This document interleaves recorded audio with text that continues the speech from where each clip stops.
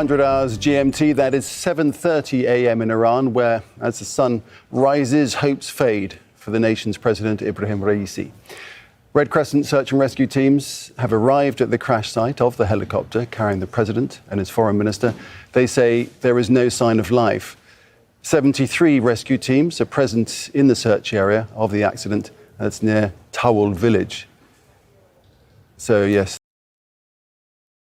این مفاهیم وحدت بخش و تعالیم متعالی Ebrahim Raisi, যার নাম শুনলে মনে আসবে গর্জনরত সিংহের কথা, মনে আসবে আরবের সেই প্রতিবাদী খলিফা ওমর বিন খাত্তাবের কথা। রাইসি সেই নেতা যিনি একাই নাকানি চুবানি খাইয়েছেন ইসরায়েল ও পশ্চিমাদের।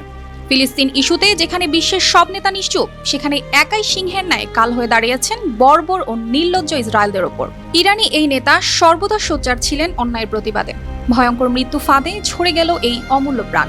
বিজয়ের এই দ্বারপ্রান্তে এসে মুসলিম বিশ্ব হারালো আরেক ওমর ফারুককে, যার মৃত্যুতে শুধু ইরান নয়, পুরো মুসলিম বিশ্ব শোকে কাতর। এই মহান নেতার জীবনেও ছিল ব্যাপক উত্থান পতন। প্রেসিডেন্ট হিসেবে সহজ ছিল না তার যাত্রা। তিনি এমন এক সময় ইরানের হাল ধরেছেন যখন ইরান তীব্র অর্থনৈতিক সমস্যা, ক্রমবর্ধমান আঞ্চলিক উত্তেজনা এবং বিশ্ব শক্তিগুলোর সঙ্গে পরমাণু চুক্তি পুনরুজ্জীবিত করার আলোচনা সহ একাধিক চ্যালেঞ্জের মুখোমুখি। এতগুলো সমস্যা থেকে ইরানকে বের করে এনেছিলেন এই নেতা। ইরানকে করেছেন বিশ্বের পরমাণু শক্তিধর দেশগুলোর মধ্যে অন্যতম। রাইসি দায়িত্বভার গ্রহণের পর একাধিক ঘটনার সাক্ষী থেকেছে ইরান, যার মধ্যে 2022 সালে ইরান জুড়ে ছড়িয়ে পড়া সরকার বিরোধী আন্দোলন, গাজায় ইসরায়েল ও ইরান সমর্থিত ফিলিস্তিনি গোষ্ঠী হামাসের মধ্যে চলমান যুদ্ধ।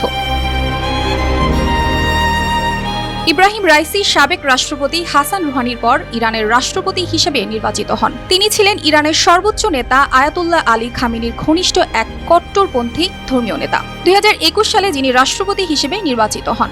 রাষ্ট্রপতি নির্বাচনে 63 বছরের এই সাবেক বিচার বিভাগীয় প্রধান ব্যাপক ভোটের ব্যবধানে জয়ী হয়েছিলেন। তিনি ক্ষমতায় যাওয়ার পর ইসলামিক প্রজাতন্ত্রে রক্ষণশীলদের নিয়ন্ত্রণ সুদৃঢ় করেছিলেন। তার কর্মজীবন বেশ তাৎপর্যপূর্ণ ও ঘটনাবহুল। বিচার বিভাগীয় ক্ষেত্রে তার দীর্ঘদিনের অভিজ্ঞতা। খুব অল্প বয়সে সাফল্য পান এই নেতা, কিন্তু বিতর্ক পিছু ছাড়েনি তার কাজের বিভিন্ন ক্ষেত্রে সমালোচনার শিকার হয়েছেন তিনি।